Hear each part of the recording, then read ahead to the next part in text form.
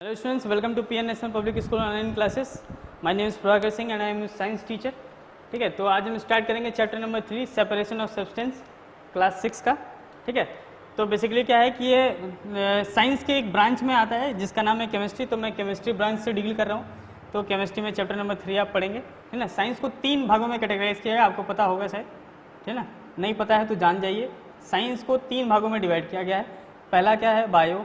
ठीक है ना, बायो बड़ा मज़ा आता है. ठीक है, दूसरा जो होता है वो फिजिक्स होता है.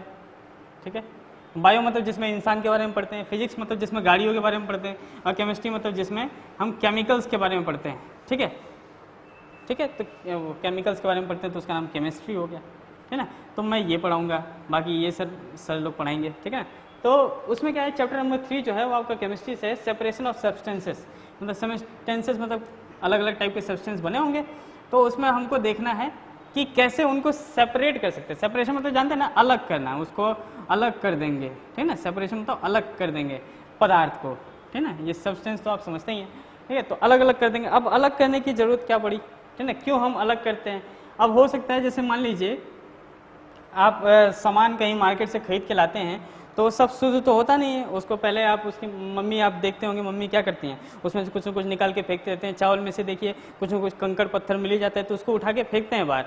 है ना, तो क्या, क्योंकि वो तो खा नहीं सकते ना, तो हम क्या करते हैं उसमें उस सब्सटेंस में से हम कुछ ना कुछ निकाल के सेपरेट आउट करते हैं, मतलब उठा के बाहर फेंकते हैं. तो यही सेपरेशन पढ़ना होता है हमको सब्सटेंस का.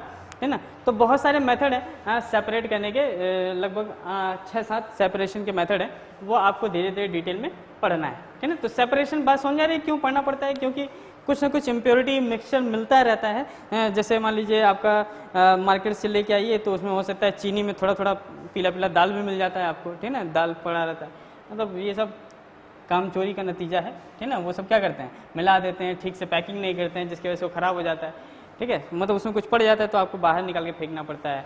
या कहीं से भी कुछ सामान लेके आते हैं तो उसमें कुछ ना कुछ इम्प्योरिटी रहती है, तो निकाल के फेंकते हैं यहाँ बाहर, तो सेपरेट करते हैं आप उसको. है ना, तो सेपरेशन के बहुत सारे मेथड हैं. उसके अलावा देखिए सेपरेशन का पहला मेथड जो आपका है, मेथड्स ऑफ सेपरेशन की बात करेंगे. है ना, इसमें सिर्फ यही पढ़ेंगे, मेथड्स ऑफ सेपरेशन.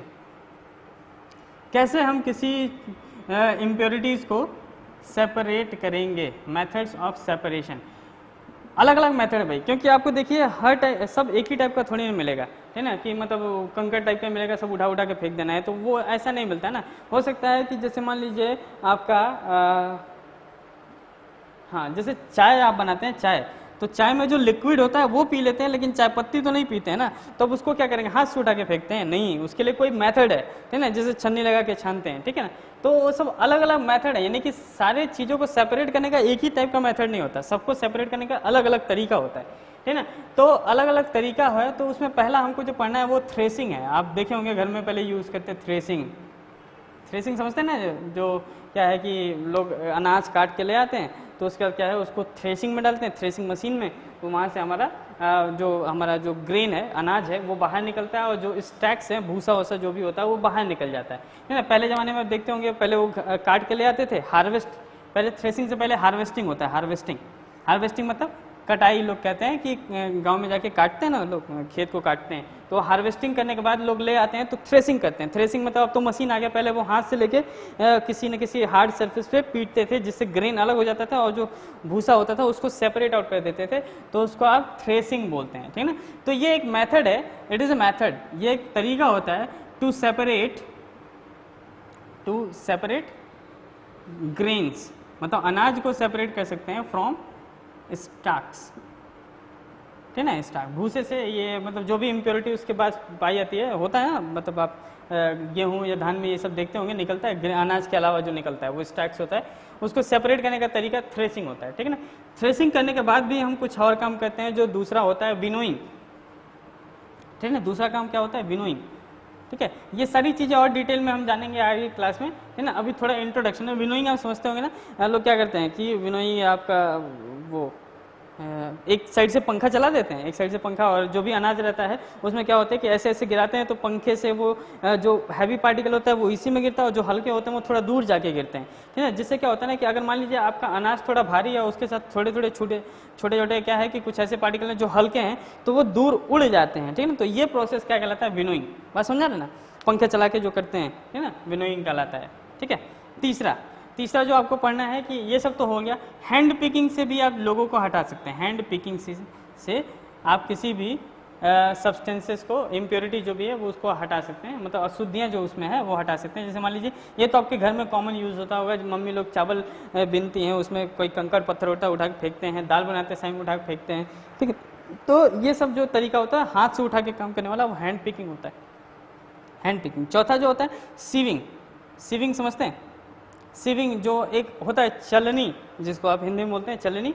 तो चलने से क्या होता है, अच्छा हैंड पिकिंग में विनोइंग तो मैं अच्छा वो डिटेल में अब देखूंगा, ठीक है ना, अगले वीडियो में ये सारी चीज़ डिटेल में बताया जाएगा। सीविंग क्या होता है, जो चलनी का यूज़ किया जाता है ना, चलनी, जिसमें क्या करते हैं कि ऐसे पार्टिकल जिसकी साइज़ अलग अलग होती है, ठीक है। मान लीजिए जो हमारा काम का है उसका साइज़ छोटा होता है तो वो नीचे हो जाता है, और कंकड़ पत्थर बड़े साइज़ के तो वो ऊपर ही रह जाते हैं, ठीक है ना। तो ये सीविंग का इस्तेमाल करते हैं, चलनी का इस्तेमाल करते हैं। ऐसे जब घर भी बनता है तो आप देखे होंगे रोड साइड में लोग लगा के और उस पर आपका सीमेंट बालू फेंकते हैं, जिसकी वजह से वो फाइन पार्टिकल उस साइड गिरता है और जो भी कंकड़ पत्थर होता है वो इधर ही हो जाता है। तो सीविंग बहुत जगह इस्तेमाल किया जाता है। And the fifth one is ये क्या हो गया, थ्रेसिंग हो गया, विनोइंग हो गया, हैंड पिकिंग हो गया, और क्या था, हाँ ठीक है। पांचवा देखते हैं, एक सेडिमेंटेशन और डिकेंटेशन।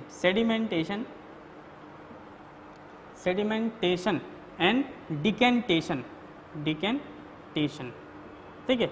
ये सेडिमेंटेशन डिकेंटेशन क्या होता है, जैसे मान लीजिए आप कोई भी सॉल्यूशन बनाए, सॉल्यूशन इसमें कुछ घोल के रख दिए, कुछ घोल के, है ना। जैसे मान लीजिए आप सैंड और वाटर घोल के रख दिए, सैंड और वाटर मतलब बालू और पानी घोल के रख दीजिए, ठीक ना। अरे बालू छोड़िए, मिट्टी और पानी देख लेते हैं, वो तो इजीली अवेलेबल होगा ना, ठीक ना। तो मान लीजिए इसमें क्या है कि सॉइल और वाटर का मिक्सचर है, ठीक है। तो आप कुछ देर बाद देखेंगे कि सॉइल जो होगा वो नीचे बैठ जाएगा, यहाँ नीचे क्या हो जाएगा, सॉइल बैठ जाएगा और वाटर ऊपर रह जाता है, ठीक ना। तो ये क्या सेडिमेंटेशन मतलब होता है बैठ जाना, यानी कि अगर किसी में बिना डिस्टर्ब किए अगर आप उसको रखेंगे तो कुछ देर बाद जो इम्प्योरिटी होती है वो नीचे बैठ जाती है। तो ये भी टाइप का क्या है कि हम जो इम्प्योरिटी है वो नीचे बैठ जाती है, सेपरेट कर पा रहे हैं, तो इसको सेडिमेंटेशन बोलते हैं। डिकेंटेशन क्या होता है, इसको बिना डिस्टर्ब किए आप इसको पानी को बाहर निकाल लीजिए, है ना। पानी को ये टिल्टेड करके ऐसे ऐसे टिल्टेड करके, ये ऐसे टिल्टेड करके, तो इम्प्योरिटी कुछ इस तरीके की हो जाएगी, लेकिन पानी आपका क्या होगा, वाटर आपका यहाँ से गिर जाएगा इसमें। तो वाटर प्योर अगर इसमें आ गया तो देखिए बिना इस सेडिमेंट को डिस्टर्ब किए जब हम पानी बाहर निकाल लेते हैं, जो अपने काम की चीज़ है उसको बाहर निकाल लेते हैं, तो उसको डिकेंटेशन बोलते हैं। यानी सेडिमेंटेशन कराने के बाद आप उसका डिकेंटेशन करके आप प्योर मटेरियल पा सकते हैं, है ना। तो ये सेडिमेंटेशन डिकेंटेशन और भी डिटेल में देखा जाएगा, ठीक है ना, किसका किसका होता है सेडिमेंटेशन डिकेंटेशन, ठीक है। इससे क्वेश्चन भी हम पूछेंगे, आप खुद बताएंगे, मतलब इतना एक्सपर्ट हो जाएंगे आप सबको बता देंगे। जैसे मैं कहूँगा कि आपको दे दिया, आपको मैं क्या दे दूँ, चीनी में दाल जो होता है ना, अरहर का दाल, उसको मिला दिया गया, तो किससे आप अलग करेंगे, किससे अलग करेंगे, है ना। थ्रेसिंग से अलग करेंगे क्या, नहीं। विनोइंग से अलग करेंगे, एकदम नहीं, हवा तो दोनों भारी हैं तो उड़ सकते हैं। हैंड पिकिंग एक तरीका है जिससे आप दाल को उठा उठा के किनारे कर सकते हैं। चलनी से नहीं चाल सकते भाई, क्योंकि इतना बड़ा छेद नहीं होता। डिकेंटेशन वो घुलता नहीं है ना। तो ऐसे ऐसे क्वेश्चंस मिलते हैं, यानी कि शुगर प्लस पल्स, दाल वही ना होता है, ठीक है ना। तो वो कैसे सेपरेट आउट करेंगे, तो बहुत सारे मैं क्वेश्चन से पूछूंगा, आप खुद जवाब भी देंगे, है ना। आप धीरे धीरे एक्सपर्ट हो जाएंगे, और आप एक्सपर्ट हैं भी, नो डाउट, है ना। अगला जो तरीका है वो फिल्टरेशन मतलब वही चाय वाला, चाय पत्ती जो छान देते हैं, फिल्टर मतलब होता है छानना। तो छानने वाला काम किसके साथ होता है, आप जानते हैं। लिक्विड अगर मान लीजिए जिसकी साइज छोटी छोटी होती है तो वो छन्नी से आसानी से पास हो जाती है ना, और जो चाय पत्ती होती है वो नीचे ऊपर ही रह जाती है छन्नी में ही, तो ये फिल्टर हो जाता है। तो फिल्टरेशन भी एक प्रोसेस है जिससे आप इम्प्योरिटी को अलग कर सकते हैं। इवोपरेशन भी एक प्रोसेस है, इवोपरेशन, ठीक है ना। इवोपरेशन से भी आप क्या कर सकते हैं, किसी चीज़ को आप प्योर कर सकते हैं। जैसे मान लीजिए गांधी जी यूज़ किए थे ना डांडी मार्च याद है ना आपको, हाँ बहुत सारे मतलब ये आपके ज्योग्राफी हिस्ट्री वाले सर पढ़ाए होंगे। डांडी मार्च, उसमें क्या कहता है, नमक बनाया था ना उन्होंने, नमक कैसे बनाया था, ध्यान से देखिए। एक गड्ढा खना था, उसमें क्या है कि सी वाटर आके इकट्ठा हो गया था, मतलब समुद्र का पानी इसमें इकट्ठा हो गया। तो जब सूर्य की रेज इस पर पड़ती है तो पानी क्या करेगा, उड़ जाएगा और नीचे क्या बचेगा, नमक बच जाता था, ठीक है ना। तो ये इवोपरेशन क्या कहलाता है, the process of conversion of liquid into gases. Liquid में था पहले पानी, अब किस में हो गया, गैसेस में। तो इवोपरेशन से भी आप किसी चीज़ों को सेपरेट आउट कर सकते हैं, ठीक है ना। ऐसे ही आठवां तरीका जो है वो है कंडेंसेशन क्या होता है, इसका जस्ट अपोजिट, इवोपरेशन का अपोजिट क्या होगा, कंडेंसेशन, है ना। तो ये इतने 8 तरीके हैं जो आपको पूरे डिटेल में पढ़ने हैं, जिसमें आप कैसे कैसे किसको किसको सेपरेट आउट करेंगे, वो सारी चीज़ें पढ़ेंगे।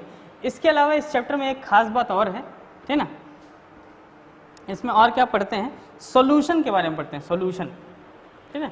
सॉल्यूशन क्या होता है, जैसे मान लीजिए चीनी पानी घोल दिया आप, तो वो क्या है, उसको सॉल्यूशन बोलते हैं। अब इस सॉल्यूशन के 2 पार्ट होते हैं, इस सॉल्यूशन में 2 चीज़ें होंगी, एक सॉल्यूट होगा, दूसरा सॉल्वेंट होगा, है ना। अब ये सॉल्यूट और सॉल्वेंट क्या होता है, ठीक ना, ये भी बताते हैं। सॉल्यूट जो होता है कि वो जो कम मात्रा में पाया जाता है, ठीक ना, जैसे चीनी पानी का अगर आप घोल बनाए हैं तो चीनी उसमें कम होगा, यानी कि शुगर वो सॉल्यूट हो जाएगा, और वाटर ज़्यादा मात्रा में है तो वो सॉल्वेंट क्या हो जाएगा, वाटर हो जाएगा। तो सॉल्यूशन क्या होता है, उसमें 2 पार्ट होते हैं, ठीक ना, सॉल्यूट प्लस सॉल्वेंट, है ना, यानी कि सॉल्यूट और सॉल्वेंट मिलाते हैं तो सॉल्यूशन बनता है, ठीक है। तो ये पढ़ना है। इसके बाद एक चीज़ और पढ़ना है जिसको बोलते हैं सॉल्युबिलिटी। अच्छा, किसी चीज़ को आप किसी हद तक ही घोल सकते हैं, चीनी को पानी में किसी हद तक घोल सकते हैं ना, हाँ, हमें कुछ ज़्यादा अमाउंट तो नहीं घुलेगा। तो सॉल्युबिलिटी क्या होता है कि कितनी कैपेसिटी है कि वो कितना घोल पा रहा है, तो सॉल्युबिलिटी के बारे में पढ़ेंगे। तो ये सब है चैप्टर नंबर 3 में आपके क्लास 6 में, ठीक है, जो कि आगे भी बहुत यूज आएगा, ठीक है। तो पढ़ते रहिए, वीडियो को लाइक ज़रूर कीजिए, सब्सक्राइब कीजिए।